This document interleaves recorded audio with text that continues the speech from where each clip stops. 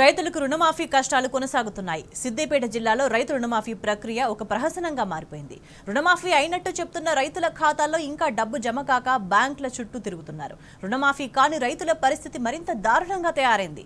ప్రభుత్వ guide lines ప్రకారం అన్ని విధాల అర్హులై ఉన్నప్పటికీ చాలా మంది రైతులకు రుణం మాఫీ కాలేదు. సీఎం రేవంత్ రెడ్డి మాటలు నమ్మి రుణం తీసుకోగా ఇప్పుడు మాఫీ కాకపోవడంతో తాము అప్పుల పాలయ్యామని ఆవేదన చెందుతున్న సిద్దిపేట రైతులతో మా ప్రతినిధి రంగాచారి మరింత సమాచారం అందిస్తారు. ప్రకటించిన 2 లక్షల రుణమాఫీ అస్తవ్యస్తంగా మారిపోయింది.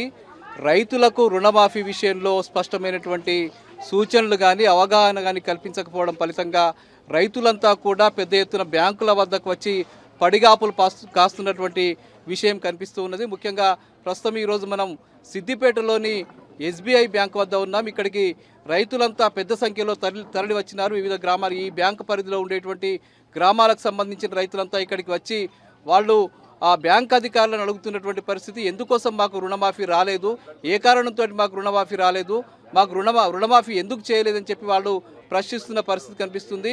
గ్రామాలకు స్పష్టమైన లిస్టులు కూడా ఇంతవరకు అటు వ్యవసాయ శాఖ అధికారుల నుంచి కానీ ప్రభుత్వం నుంచి కానీ ఇంకా గ్రామాలకు చేరలేదు. అసలు ఎవరికి రుణమాఫీ అయ్యింది, రుణమాఫీ ఎవరికి కాలేదు, రుణమాఫీ ఎవరు కాని వాళ్లకు ఎందుకు కాలేదన్న విషయాల మీద కూడా ఒక స్పష్టమైనటువంటి అవగాహన లేదు. గత 2-3 రోజులుగా రైతులంతా కూడా రోడ్ల మీదకి వచ్చి ఆందోళనలు చేసినటువంటి పరిస్థితి ఉంది. ఇప్పుడు ఇక్కడ కొంతమంది రైతులు మనతో ఉన్నారు. వాళ్ళ పరిస్థితి ఏంది, ఎందుకో వాళ్ళని అడిగి ఒకసారి తెలుసుకుందాం. ఇప్పుడు ఏం జరిగిందో చెప్పు. ఇప్పుడు మాది రుణమాఫీ కాలేదండి. ఎందుకు కాలేదో మాకే తెలియదు. మరి ఇప్పుడు ఎందుకు కాలేదో ఒక లిస్ట్ పంపారు మాకు ఫోన్లో, వాట్సాప్లో పంపితే మా దగ్గర పేరు లేదు. పేరు లేకపోతే ఆయన రైతు ఏ ఉంటారు కదా, ఆయన దగ్గర ఫోన్ చేసి మాట్లాడిన ప్రవీణ్ కుమార్ అని ఉంటాడు.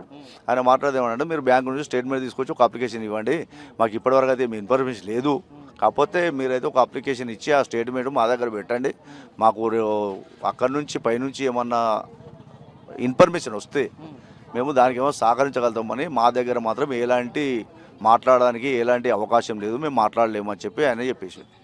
మీరు ఎక్కడి నుంచి వచ్చింది? మాది గుడికందుల మాకు 3 లక్షలు ఉంటుంది. 3 లక్షలు ఉంటుంది కాలే రుణమాఫీ కావాలా. అది 2 లక్షలు ఖచ్చితంగా రేవంత్ రెడ్డి అన్నాడు, ఖచ్చితంగా చేయాలా. రేషన్ కార్డు మీద 2 లక్షలు ఖచ్చితంగా చేస్తా అన్నాడు, చేయాలా. 1,80,000 ఏమో ఎందుకు కాలే చెప్పలేదు. ఆడికి పోతే ఆడికి పోతే లిస్టులో పేరు ఉన్నది, లిస్టులో పేరు రాలే. ఏమైంది మేడం అని అడిగితే 3వ విడతలు వస్తుంది, మళ్ళీ మొన్న పోయి అడిగితే రాలేదు మేడం అని అంటే 4వ విడత వస్తుంది పో అని అంటుంది. 4వ విడత ఎప్పుడు ఇస్తారు? ఇక 3వ విడతలే లాస్ట్. 4వ విడత ఎడతాడు. రుణమాఫీ కాలేదు, ఏమో తెలియదు. రిన్వాల్ చేసుకోమన్నారు. ఎట్లా మేడం రిన్వాల్ చేసుకుంటామంటే ఇప్పుడు కాదు పో వెళ్ళిపోమన్నారు బ్యాంకు వాళ్ళు. వెళ్ళిపోయినాం. మొన్న ఫస్ట్ దాంట్లో కాలేదు, సెకండ్ దాంట్లో 2 లక్షల దాంట్లో కూడా కాలేదు. ఇప్పుడు 1000 దగ్గరికి పోతే మా దగ్గర లిస్టులో పేరు రాలేదు, మమ్మల్ని మేము అడగకు, ఉంటే చెప్తాం లేకుంటే లేదు. ఎక్కడ పోయే పరిస్థితి లేదు రైతుది. ఇప్పుడు ఎక్కడ పోయి అడుగుదామన్నా రైతుకు ఏం సమాధానం దొరకట్లేదు. మరి ఇది పరిస్థితి రైతుది. రైతునే నేను 1,90,000 తీసుకునేంత వరకు రుణమాఫీ గురించి ఎవరు అడినా కానీ సరి అయిన సమాచారం లేదు.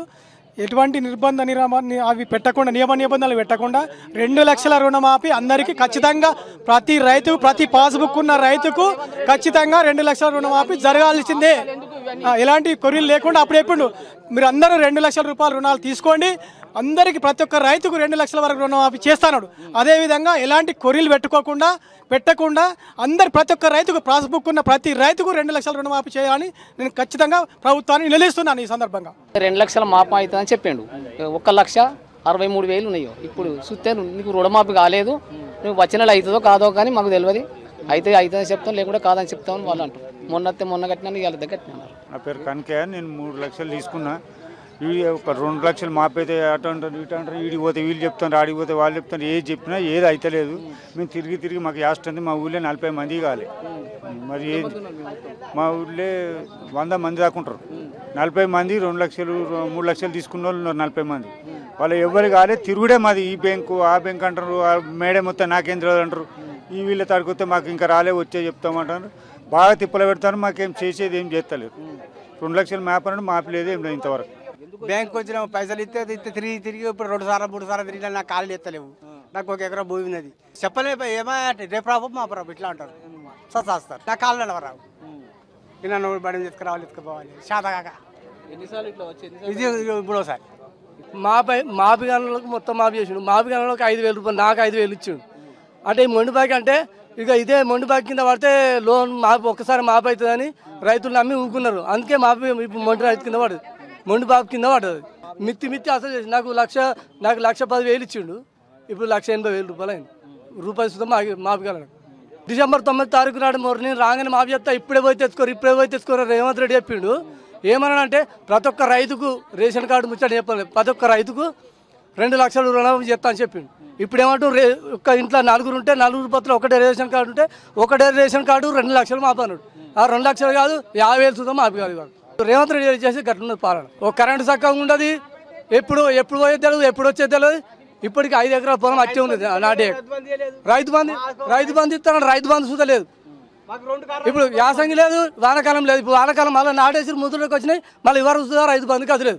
రైతుల పరిస్థితి ఇది. ముఖ్యంగా రైతులంతా ఇట్లా ఒక గందరగోళ పరిస్థితిలో ఉన్నటువంటి పరిస్థితి అంతా కనిపిస్తూ ఉన్నది. ఎందుకంటే అటు ప్రభుత్వం నుంచి కానీ ఒక స్పష్టమైనటువంటి ఆదేశాలు రాలేదు. మరోవైపు ఇటు వ్యవసాయ శాఖ అధికారులు కూడా రైతులకు అసలు ఎవరికి రుణం మాఫీ అవుతుంది, ఎవరికి కాదు అనే విషయాల మీద కూడా చాలా స్పష్టత ఇవ్వలేదు. గ్రామాల్లో ఒక స్పష్టమైనటువంటి లిస్టులను కూడా అనౌన్స్ చేయలేదు. రైతులు బ్యాంకుల చుట్టూ అటు వ్యవసాయ శాఖ అధికారుల చుట్టూ తిరుగుతున్నారు తప్ప రుణం మాఫీ కాక ఇబ్బందులు పడుతున్నటువంటి పరిస్థితి మాత్రం సిద్దిపేట జిల్లా వ్యాప్తంగా కనిపిస్తూ ఉన్నది. కెమెరామెన్ వెంకట్తో రంగాచారి, టీ న్యూస్, సిద్దిపేట.